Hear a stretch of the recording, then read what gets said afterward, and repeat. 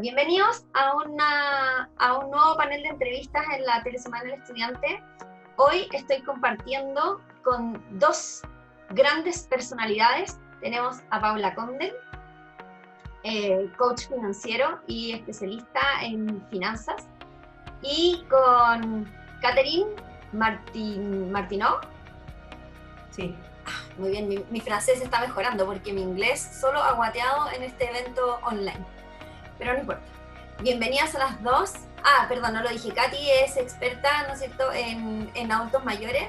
Y hoy día vamos a estar conversando acerca de calidad de vida.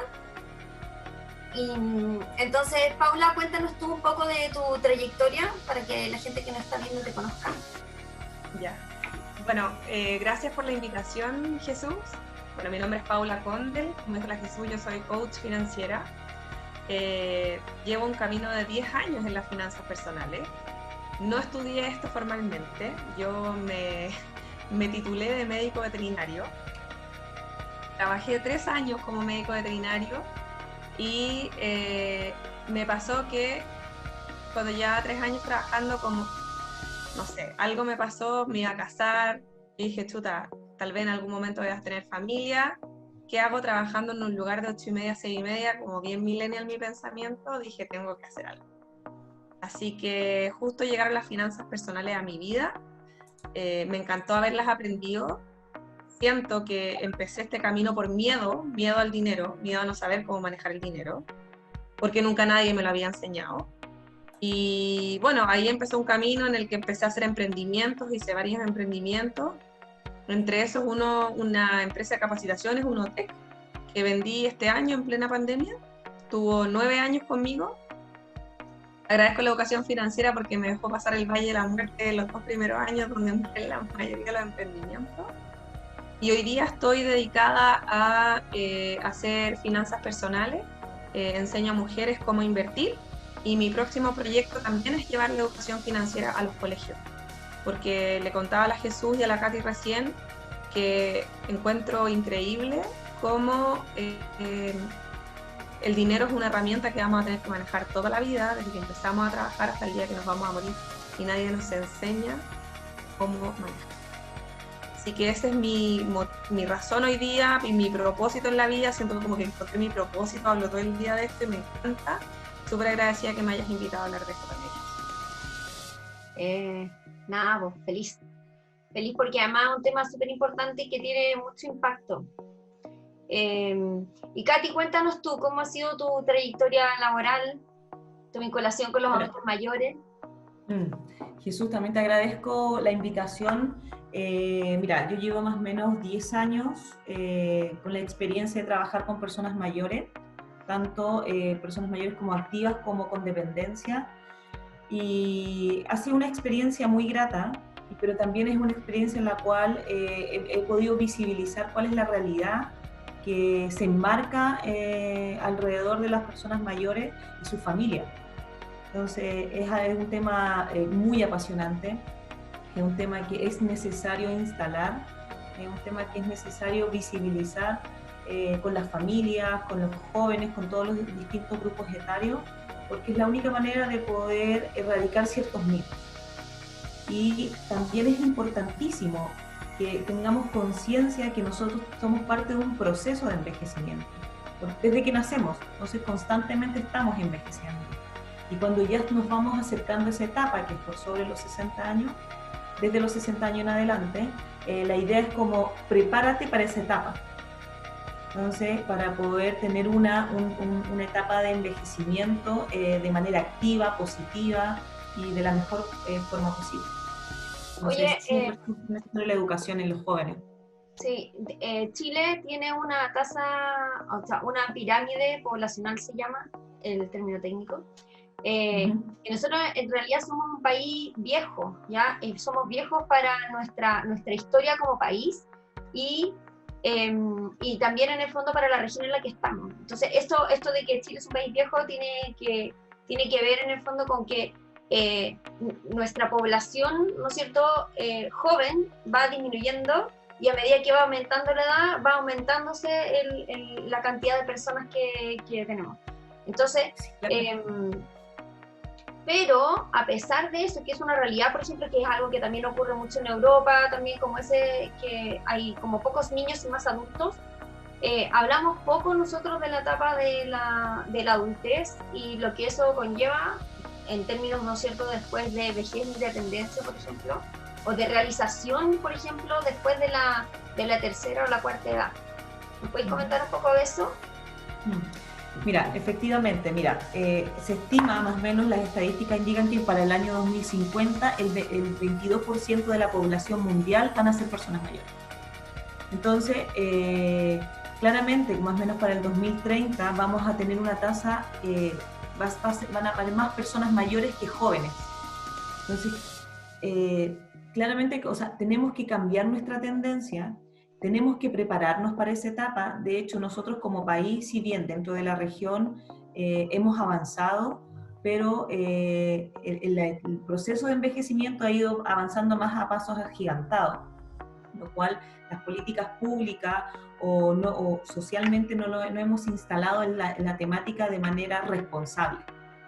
Por lo tanto, es súper importante, como dices tú, que tenemos que prepararnos, porque no solamente y el poder incorporar a las personas mayores en distintos ámbitos. Tenemos que saber que una persona de 60 años tiene todas las capacidades para trabajar. Al contrario, o sea, tiene muchas capacidades. Una persona mayor, tanto hombre como mujer, tiene todas las capacidades también para vincularse y enseñar a los jóvenes. Entonces, el compartir, el compartir la intergeneración es muy favorable para ambas partes. Entonces, el mantener también, el educar al mantener un envejecimiento activo, positivo, también favorece la felicidad y la calidad de vida de las personas. Entonces, por eso es como pero muy necesario desarrollar la temática. Oye, y tú, por tu lado, Paula, que trabajas con mujeres que se preparan para invertir o que están invirtiendo, ¿a qué edad, por ejemplo, invierte una mujer? Mira, yo estoy empezando con chicas de 26 años que están comprando sus primeras propiedades. Está muy relacionado a lo que dice la Katia, que suerte que estamos en este panel juntas, porque este foco de inversiones en que las acompaño yo es más pensado en su vejez. Yo tengo el sueño de que las mujeres que están conmigo, cada una tenga por lo menos 10 propiedades de inversión para que se puedan jubilar con júbilo, pues, con alegría, no como están jubilándose hoy día muchas personas que en realidad nunca se preocuparon, confiaron en que la AFP le iba a dar algo digno y hoy día se dan cuenta que no es así. Entonces, lo bueno de estas generaciones nuevas, que muchos sí están considerando esto y están empezando a invertir desde chicos. La idea es que apenas ya tienen un trabajo estable y tienen liquidaciones de sueldo, van a empezar a comprarse propiedades de inversión. Oye, claro, el primer paso para lograr invertir es haber tenido a lo mejor fundamentos de educación financiera, ¿no es cierto? Entender o comprender cómo funciona el dinero, como que quizá invertir o esa palabra suena como a palabras mayores y puede ser que algunos se sientan un poco ajenos, pero ¿cómo es el camino para que yo pueda hacer una inversión o pensar en invertir? Me encanta la pregunta porque es cierto, hay gente que llega a mí que quiere invertir y cuando uno se sienta y empieza a ver los números, su estado de situación financiero, se da cuenta que está endeudado, con deudas de consumo, entonces ahí no podemos empezar a invertir. El primer paso siempre es como tener conocimiento, educarse un poquito, empezar con el primer paso que es ahorrar. Ahorrar es el primer paso, entonces yo aquí me encantaría animar a los que puedan estar escuchando esto, que tengan un hábito de ahorro, ¿ya? Yo tengo la suerte de que soy rata en el horóscopo chino, entonces siempre fui ahorradora. Yo siempre tiro como talla, comento que mi hermano y a mí nos daban mesada, como que mis papás nos daban mesada para incentivar esto como del manejo del dinero. Y a fin de mes, a mí siempre me queda plata y él nunca tenía plata, nunca. ¿Hay? Hábitos. Esos son hábitos. Yo lo tenía inserto, era un chip bacán que lo tenía. Entonces, pero no significa que no lo puedan desarrollar. Y hay mucha gente que no ahorra porque dice, no, ahorrar 1 luca no es nada, ahorrar 10 lucas no es nada. Sí es, y es súper importante porque te van dando el hábito. Entonces, si hoy día no tienes el hábito del ahorro, parte con eso. 1 luca a la semana, 1 luca al día, 10 lucas a la semana, defínelo tú, pero ponlo y cúmplete. Y después empezamos a pensar en invertir. Lo que me pasa a mí con la educación financiera es que, o con el tema así como del manejo del dinero, es que cuando uno piensa como en las cantidades, ¿cachai? Que son como poco significativas. Pero, por ejemplo, si tú dije, como que si yo hiciera la pregunta, oye, ¿qué harías tú con 5 millones de pesos? ¿Ya? Y a lo mejor a eso es harta plata, como que se te ocurren que podías hacer hartas cosas. Y resulta que en el fondo más o menos ese es como un sueldo que alguien podría percibir durante todo un año y que tú no, como que se te arranca, ¿cachai? Como en la gestión diaria. Entonces, cuando tú habláis de 1 luca, claro, puede parecer poco significativo, pero al final 1 luca en 365 son 365.000 pesos, porque caché que en orden de magnitud es el sueldo mínimo. Entonces, nosotros, yo creo que como no hemos logrado o sensibilizarnos lo suficiente con las magnitudes del dinero, despreciándolo poco, pero que al final después del día es como harto. Y entonces eso hace al final que no teniendo hábitos tú caigas en conductas que al final te generan como angustia, ¿no es cierto? Porque como que ¿qué podría ser más angustioso, por ejemplo, que tener deudas que no podéis pagar, ¿cachai? Como que imagínate proyectar eso a lo largo de toda tu vejez. El dinero es súper importante, como que impacta en demasiadas áreas de la vida. Así que toda la razón, estoy contigo. Hay que mirarlo, hay que hacerse cargo, y aunque sea 1 luca al día, de a poquito, ahí hay que ir viéndolo, pero de todas maneras. Yo, ¿sabes qué? Coincido plenamente contigo, Paula, pero el tema es que, claro, hay que como educar a los jóvenes hoy en día y crear ese hábito del ahorro y también de saber administrar tus recursos. Porque cuando somos jóvenes, siempre, o sea, está la posibilidad de poder tener un nivel adquisitivo importante, pero ya después cuando llegamos a la etapa de la vejez, si no logras hacer esa cantidad de inversiones necesarias, tienes pensiones paupérrimas. Entonces llegamos a hacer pensiones muy bajas, donde si nunca tuviste ese hábito de administrar adecuadamente tu recurso o ahorrar, lo más probable es que cuando ya estés en la última etapa del ciclo vital va a ser mucho más complejo. Entonces, y además que lo que tú haces me parece fantástico, porque una de las personas, de los grupos más perjudicados en la etapa de la vejez es la mujer.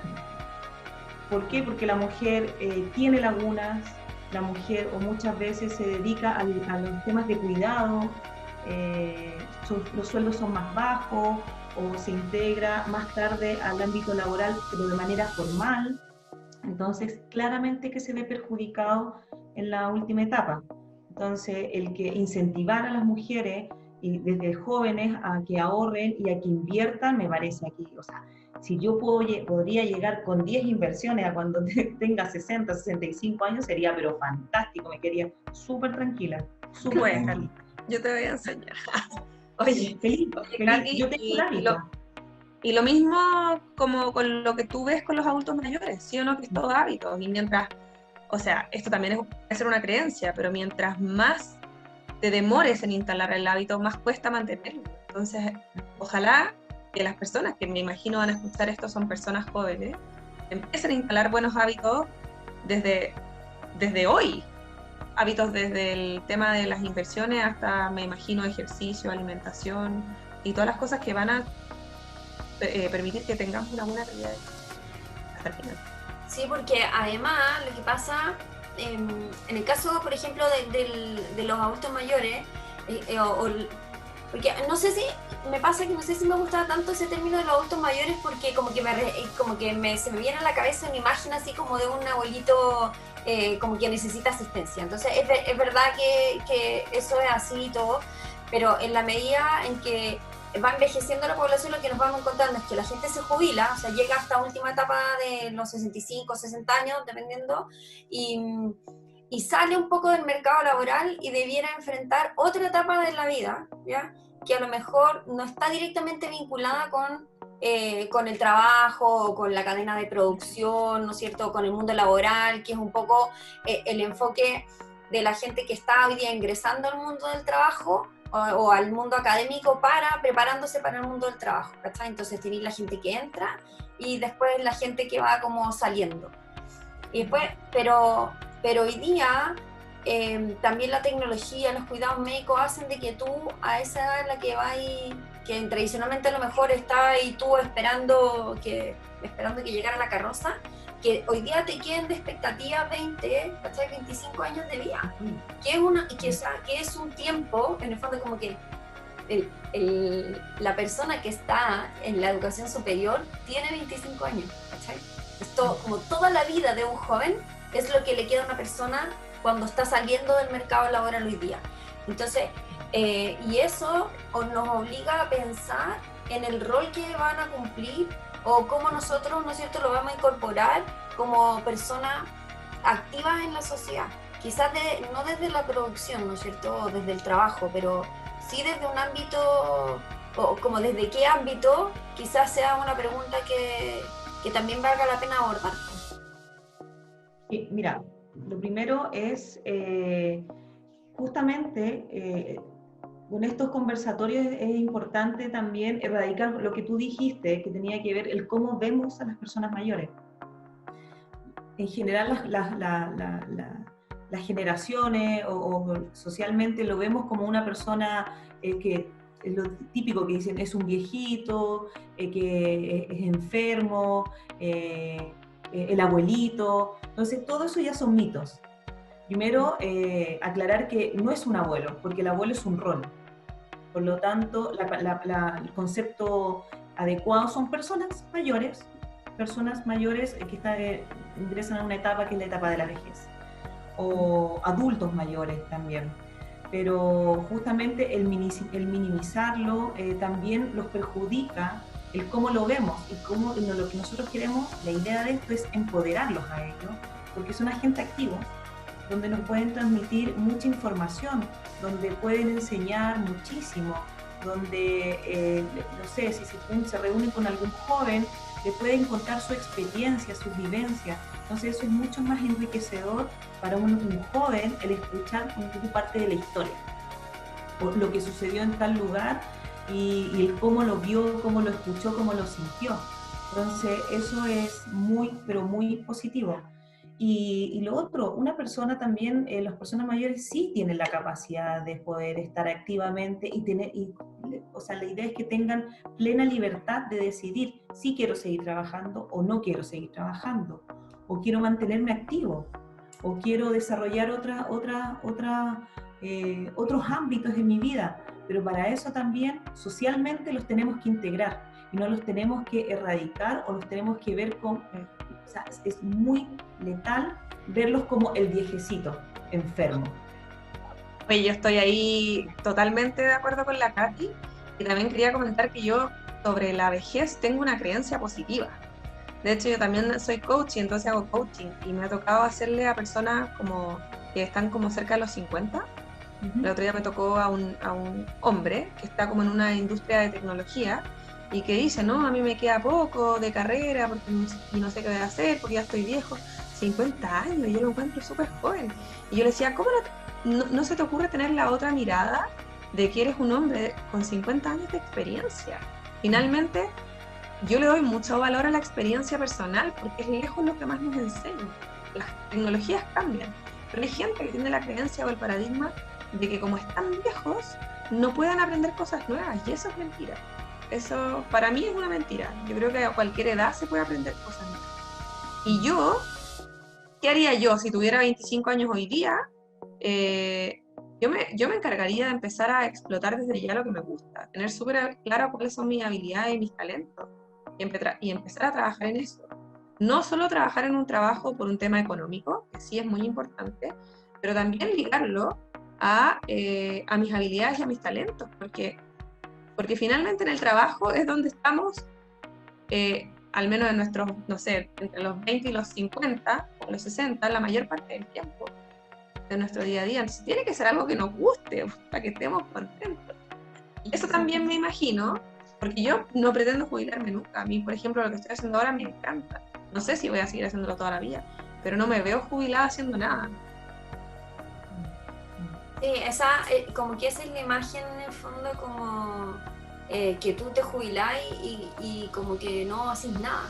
Y entonces, y yo lo que pienso es que cuando tú te jubilas, es como, ¿cachai? Es como el tiempo precioso donde así como que, oh, por fin tengo 8 horas diarias para dedicarme a explorar, no sé, mi yo interior, ¿cachai? O como que... ¿Por qué no puede ser ahora también? No, bueno, porque en el fondo cuando tú eres parte del proceso productivo, no sé, vos tenés como más obligación y todo. Pero en el fondo, respecto de resignificar esa etapa final, ¿sabes? Como que no así como del abandono, sino que es como una etapa donde tú puedes también tú como renacer y tener un montón de proyectos. Mira, o sea, aprovechar esta instancia porque la idea, o sea, vamos a llegar a millones de jóvenes y incitarlos a que se vinculen con los adultos mayores, no solamente quizás con sus abuelos o con las personas mayores que tienen en su entorno, porque eso también los ayuda como lleva a una responsabilidad social. Y lo otro también es combatir estos prejuicios. Entonces, yo siento que cuando se desarrollan o se generan esas vinculaciones, ambos ganan. Ganar, ganar. Sí, de todas maneras. Hay unos proyectos, Katy, de jardines infantiles con jardines como de ancianos, buenísimos. Sí, de hecho, antiguamente había un proyecto que eran adultos mayores que eran profesores jubilados. Entonces, imagínate que hasta por ahí lo puedes llevar, dependiendo del oficio. O sea, profesores jubilados, era un proyecto de Senama, que enviaba a los profesores a las casas de los niños, familias más vulnerables, y los ayudaba con sus tareas. Entonces, esos son actos que también se pueden desarrollar quizá en los barrios, en las comunas, en las zonas, en un edificio, el apoyar al cuidado, que eso es otro gran tema que tiene que ver con el cuidado de las personas mayores, donde la gran mayoría son mujeres. Entonces, que un joven vaya y converse con esa persona que cuida también es un alivio, porque también a veces nos encontramos con personas mayores que cuidan a otras personas mayores, o que los apoyen para poder, no sé, ir a pagar una cuenta, ir a comprar algo, porque claramente esa persona que cuida no tiene el tiempo suficiente. Entonces, podemos hacer aportes desde distintos ámbitos, pero el tema es proponérselo e instalarlo. Oye, que además me pasa que de repente cuando tú ves o sea, cuando los jóvenes miran a los adultos mayores, es como que, ¿cachai? Como que se nos olvida que alguna vez fueron niños jóvenes y adultos no mayores, en el fondo, como que, ¿cachai? Entonces también la forma en la que nosotros nos vinculamos podría incorporar eso de ir reconociendo en la trayectoria, ¿cachai? La trayectoria del otro, que en el fondo es como, y también en la medida en que se hace como actividades intergeneracionales, tú también puedes ir enriqueciéndote, ¿cachai? Que en el fondo tú cuando compartís con gente más joven, también te nutres, ¿cachai? Como de esa energía propia de esa etapa de la vida, pues, que en el fondo es como cuando querés cambiar las cosas, cuando estáis súper apegados a tus ideales y vale la pena como luchar por todo, se te va la vida en todos los proyectos, ¿cachai? Entonces digo, es rico también en el fondo tener la posibilidad de contagiarse de esa energía, pues. Sí. Pero tenemos poco espacio, yo creo, como todavía para compartir más. Lo que pasa es que estamos en una era donde existe, ya no es solamente la pobreza monetaria, sino que es la pobreza del tiempo, donde también predomina el individualismo, donde salgo de mi casa o trabajo todo el día, llego cansado y con suerte llego a mi casa y me embarco en los quehaceres del hogar, etcétera, etcétera, pero no me doy esos espacios y tampoco para poder compartir con mis vecinos o compartir o mirar hacia los lados. Entonces, o sea, claramente aquí se necesita y se requiere desarrollar políticas públicas porque el Estado también tiene un rol fundamental en esto. El Estado tiene que propiciar espacios de vinculación. Entonces, especialmente si vamos a llegar al 2030 donde va a predominar el número de personas mayores. Entonces, son distintas líneas que el Estado tiene que hacerse cargo. Oye, y mejor una vejez preparada económicamente, pues. Claro. De todas maneras. Y siempre, ¿ah? No solamente pensando en la vejez, yo pienso en el día a día.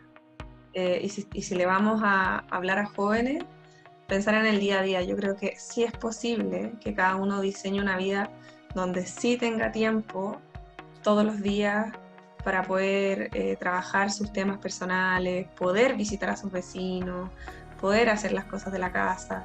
Yo creo que alguien, si se planifica bien, se logra. Manejar bien las finanzas. Oye, eso es que estaba pensando que como que esta situación como de la pandemia en el fondo también nos ha permitido quizá instalar prácticas laborales que conviven mejor con los distintos roles que tenemos, ¿no es cierto?, como personas, porque no solo somos trabajadores o estudiantes, sino que también en el fondo, no sé, pues somos hijos, sobrinos, nietos, a los papás, ¿cachai? Entonces, como que este tiempo de estar en casa y compartir desde casa como que ha dado vuelta a la figura. Antes era como todo fuera, ¿cachai? Y poco tiempo en la casa, ahora mucho tiempo en la casa y nadie sale para afuera. Entonces, eso también nos trae como desafíos de organización, de convivencia. Ahí como... Yo creo que un antes y un después, ¿ah? O sea, muchas empresas no van a volver a los trabajos en oficina. Yo también creo que muchas empresas se han dado cuenta que tampoco necesitan tantos empleados como tenían. Entonces, yo no sé si ustedes han leído un libro que se llama Sálvense quien pueda, de Andrés Oppenheimer, que dice que en unos años más, como los trabajos estables van a ser pocos. Entonces yo creo que lo que hay que enseñarle a los jóvenes hoy día es a ser emprendedores. No, bueno, hay una crisis en el mercado, como en el mercado del trabajo, que tiene que ver con la formación de capital humano, también con el desarrollo de nuevas tecnologías. Había un problema cuando solamente teníamos, ¿cachai?, como se estaban formando muchas personas para ingresar al mundo del trabajo con educación superior. Y eso ya generaba cosas que no se habían dado nunca. Por ejemplo, como que ahora se titula cada año más ingenieros de mina de los que habían en la generación anterior, ¿cachai? Como que agarráis a todos los ingenieros de mina que habían hasta hace 10 años y cada año se titulan más. Entonces, en el fondo, como que en 10 años aumentaste 10 veces la cantidad de profesionales de esa industria. Y está bien, Chile país minero, pero no sé, ¿cuántas minas hay? No, nuestra matriz productiva no crece para aguantar a todo ese nivel de gente. Entonces, efectivamente eso está impulsando un cambio importante en los trabajos y en el fondo ahora con ya la disrupción máxima de la automatización, la robótica y la revolución como digital, en el fondo la transformación digital, eso también ha impuesto como harto desafío, porque en el fondo las competencias que teníamos para los puestos de trabajo también están cambiando, ¿cachai? Ya se sabe que hay puestos de trabajo que en el fondo van a desaparecer y existe esta necesidad de reinvención. Entonces, ¿cachai? Como que ahí igual, imagínate lo heavy del contexto actual y nosotros sin saber manejar los temas de dinero, cuando es evidente que vaya a tener etapas de la vida en las que vaya a estar sin trabajo, ¿ya? Y en el fondo obligado como a reinventarte, por lo menos hay estadísticas que dicen que son entre 7 y 11 veces. Entonces, y que en el fondo en este proceso como que se alarga la trayectoria laboral y todo, porque, bueno, sin plata, si no, ¿cómo te vas a mantener? Pues si las cuentas se pagan con dinero, todavía. Exactamente. Sí, yo creo que es súper importante que los chicos instalen competencias financieras y también competencias emprendedoras, porque le van a servir para cualquier carrera, en el fondo. Claro, nosotros, o sea, a mí me gusta usar el término como de ocupación laboral, ¿ya? Porque tú a veces desempeñas trabajo y también porque eso abre un poco la expectativa, como que en el fondo cuando habláis de buscar cuáles eran tus talentos, tus intereses, como que hay a lo mejor cosas que uno puede hacer, que tú puedes rentabilizar y vivir de eso como un trabajo que no necesariamente, por ejemplo, pasan por tener estudios superiores. Entonces, y esto es súper contradictorio porque a mí me encanta la educación superior, como que yo encuentro que es una etapa como exquisita en la vida, donde uno aprende un montón, conoce un montón de gente, como que es una etapa como súper expansiva. Pero en términos como de ocupación laboral, me doy cuenta que a veces tú invertís mucho tiempo, 4 o 5 años, estudiando una carrera que en el fondo, no sé, pues podría haber tenido el mismo sueldo habiendo hecho, no sé, pues, un curso especial. Una carrera técnica. De 6 meses. O una que vale la mitad. ¿Sí? Dura la mitad del tiempo. Como que esas ocupaciones laborales, y además precisamente porque como el mercado laboral está cambiando y tú no sabes cuáles son, entonces hablar de ocupación laboral me permite a mí pensar cómo yo hago de algo que me gusta, algo que me permita rentar, que también es un poco como la base del emprendimiento, ¿no es cierto? Perdón, ¿Katy? Sí, o sea, lo que dice Paula, yo creo que es súper importante el crear tu propio microemprendimiento, porque eso también te da, yo lo siento así, como que te da una mayor seguridad y siempre yo lo estoy vinculando con la etapa de la vejez. Entonces, imagínate si tú llegas a los 60, 65 años, 70 con tu microemprendimiento, que ya lo más probable no sea un microemprendimiento, y tu propio negocio. Entonces vas rentando y te vas desarrollando también como persona. Entonces eso también va relacionado con tu felicidad, con tu calidad de vida, vas desarrollando tus ideas, te vas reinventando. Entonces, o sea, me parece a mí una excelente idea el atreverse a hacer microemprendimiento, y además que hoy en día podemos hacer de todo un poco. O sea, podemos soñar. A mí me parece que es súper, súper positivo para la persona. Sí, pues, y de repente para los adultos mayores también un poco contagiarse porque no hay edad, ¿no es cierto? Como que estos temas que estamos hablando igual son bien transversales, como que no hay una edad en la que tú puedes decir, ya bueno, ahora puedo aprender de finanzas, po. Ahora voy a dedicarme a gestionar bien ya, y aprender o a emprender, por ejemplo, y tener un negocio desde mi casa.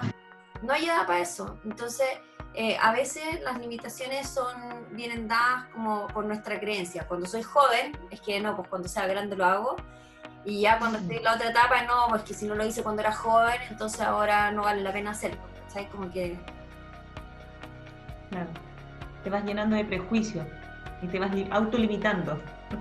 Sí, pues, de creencias limitantes, que son son la principal barrera pues, para todos, como nuestros miedos interiores.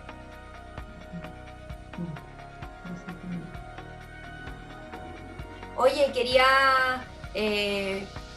pedirles también que si ustedes pudieran darle un consejo a su yo de 20 años respecto del mundo del trabajo y de la vida, ¿qué le dirían? Katy. A mi yo de los 20 años le diría en temas laborales, bueno, ser flexible, tener la capacidad de primordialmente hacer algo que a ti te gusta, que te haga feliz. Quizás no necesariamente puede ser una carrera universitaria o una carrera técnica, puede ser algo que a ti te apasiona y el trabajar para ello y perseguir tus sueños, que eso es súper, súper importante. Y brindarte metas e ir desarrollándolas paso a paso para poder, con el fin único de buscar la manera de ser feliz a ti y tu entorno. Eso. ¿Y tú, Paula? ¿Qué le dirías? A lo de la Katy le sumaría, porque le diría algo muy similar, y le sumaría que a la Paula de 25 años le diría, atrévete más. Como que me faltaba personalidad a esa edad, yo creo. Recién ahora a los 36 como que me atrevo. Empecé ahora, ponte tú, este año a promocionarme por Instagram, mi coaching. No lo hacía antes de puro miedo, no sé. Entonces, nada, atreverse nomás. Sí, tener confianza, confiar, porque si uno está haciendo algo que le apasiona, que le mueve, que sabe, que ayuda, que puede ayudar a otro, porque a ti ya te ha ayudado, entonces hay que hacerlo nomás, hay que atreverse. Yo le diría a los jóvenes que se atrevan. Total, si se equivocan, enmiendan y siguen adelante nomás, pues no es tan terrible. Como que está tan mal pensado, o sea, está tan feo equivocarse, ¿o no? Y está bien equivocarse, si es la única forma de aprender. Así que yo le diría que se equivoque. Es que, ¿cachai? Como que cuando a los 20 años, como que no hay errores, po. Hay como pura experiencia, como que, pero lo que pasa es que cuando uno está ahí no te lo vivía así, po. Porque no, ¿cachai? Como que en el fondo tú ahora cuando miráis para atrás decís, hoy sí, bueno, los 20, como con nostalgia, esa época era buena. Yo me acuerdo que yo ponte tú, yo siempre fui matea, como que me gustaba cumplir, ¿cachai? Era súper matea. Y siempre me fue bien en la universidad y en mi examen de grado me desmayé, de puro miedo, ¿cachai? Siempre he sido muy miedosa a todo. Entonces miro para atrás y digo, ¿cómo me desmayé? Como que me da ternura, ¿cachai? Pero es cierto, como que uno siente miedo, no sé, tal vez es mi propia experiencia. Yo sentía miedo antes y hoy día ya no siento tanto miedo, como que chao. Igual siento miedo, pero hago las cosas igual, con miedo. Lo que pasa es que nuestras generaciones como que fuimos muy inculcados desde el miedo, entonces eso como también fue marcando cada una de nuestras etapas. Y los chiquillos de ahora casi no tienen miedo, pero yo creo que pero sí hay que educarlos de buena forma para que ellos, no sientas miedo, pero también desarrolla cosas que te permitan ser feliz o que te permitan desarrollarte como persona. Entonces, hay que como educar, yo creo que es súper importante educar. Y no hablo de la educación solamente formal, sino que buscar estos mismos espacios. A mí me parece fantástico estos espacios, donde donde conversamos distintas temáticas, en base a nuestra experiencia. Entonces, como transmitirles eso es súper importante y fundamental. Yo creo que estos espacios son abiertos. Entonces, sí, me pasa que a veces como cuando uno ve que los jóvenes efectivamente tienen menos miedo y se atreven más y todo, pero se atreven más, pero lo que a mí me ha tocado ver también es que están menos preparados también cuando las cosas no ocurren como ellos se imaginan, ¿cachai? Entonces, y en el fondo todos lidiamos con eso. Lo que pasa es que nosotros quizás compartimos poco como el trayecto, ¿no es cierto? ¿Cachai? Como el otro día que hablábamos en el panel de deportes, por ejemplo, tú veís todo lo... tú cuando en el fondo cuando el deportista alcanza el nivel y sale en la tele, entonces todo así, oh, bacán, increíble, pero todo el trayecto que hay para que eso ocurra, ¿cachai? Es como poco compartido, po. Entonces aquí me pasa que en el fondo yo creo que hay muchas cosas que uno sabe que debiera observarlas desde joven, ¿sabes? Por ejemplo, oye, ojo con cómo te alimentáis, ojo con la cantidad de horas que duermes, ¿cachai? Ojo con el tema de la plata, aprende a manejar la plata al tiro. Y cuando uno es joven así, no, si después, no, qué tan importante va a ser, no sé qué. Y claro, y después cuando se están los resultados de esas acciones, entonces uno dice, bueno, pero en la medida en que nosotros podemos ir conversando más de estos temas, ¿cachai? También podemos generar como esos espacios de alerta para que en la medida en que los temas se van socializando, uno puede decir que tenemos una sociedad que está más alerta y que vive más consciente de temas que son realmente importantes. ¿Cachai? Y al final, ¿de qué te sirve haber terminado una carrera súper top en una universidad súper top si no sabéis manejar el dinero, estáis endeudado igual y te van a rematar la casa? O sea, más encima, como que en esos segmentos, ¿cachai? Como que vergüenza además de que te vean que no pudiste, ¿cachai? Hacerlo bien teniendo todos esos recursos. Sí, pues es cierto. Hay gente que piensa, no, un médico, ponte tú, no tiene problemas financieros. Hay muchos médicos que tienen muchos problemas financieros, ganan 10 millones al mes, pero gastan 11. Y están súper endeudados. Y obviamente esa persona tampoco duerme tranquila por las noches. Entonces la idea, al menos como yo abordo las finanzas personales, es que sí, aprendamos de finanzas, después aprendamos a invertir, pero a la vez tenemos que dormir tranquilos por las noches, pues si queremos llegar a una vejez, a una buena vejez. Claro, pues importante la calidad del sueño, la alimentación, el manejo de las finanzas, las relaciones personales, la educación emocional, que hoy día está tan en boca de todo. Me encanta, como que he estado aprendiendo eso y lo considero fascinante, la educación emocional, que nosotras de chicas no tuvimos. Ahora al menos en los colegios están empezando a hacerlo y me encanta. Eso también es súper necesario, materia para otro panel que vamos a tener que hacer pronto. Oye, muchas gracias por compartir con nosotros su experiencia. A la gente que está viendo el video, acá en la descripción vamos a dejar los datos de Paula y de Katy por si las quieren contactar. Y nada, pues espero verlas luego. Y a las personas que nos están mirando, no se olviden de darle me gusta a nuestro video y de compartirlo con gente que puede estar pensando en ocupaciones laborales vinculadas con la adultez mayor, o bien quieren aprender más de finanzas personales, ¿ya? Eso, muchas gracias chicas, un beso grande. Gracias. Nos vemos en una próxima oportunidad.